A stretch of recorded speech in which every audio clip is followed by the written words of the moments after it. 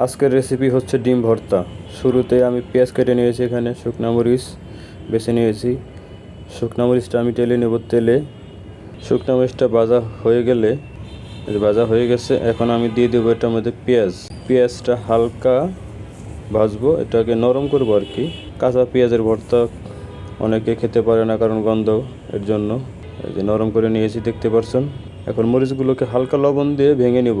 ডিমগুলো আমি ভেঙে নিচ্ছি। এখন ডিম ভাঙ্গা হয়ে গেলে আমি দিয়ে দিচ্ছি পেঁয়াজ। ভালো মতো মাখানোর হয়ে গেলে আমি দিয়ে দিচ্ছি এখন গুঁড়া মরিচগুলো। লবণ দিবেন স্বাদ মতো, আর সরিষার তেল পরিমাণ মতো দিবেন। ভালো মতো মাখাবেন। মাখানোর পরে ধনিয়া পাতা দিয়ে আবার একটু মাখিয়ে নেবেন। আমাদের ডিম ভর্তা হয়ে গেছে। ভিডিওটি ভালো লাগলে সবাই শেয়ার করবেন এবং সাপোর্ট করবেন আমাকে।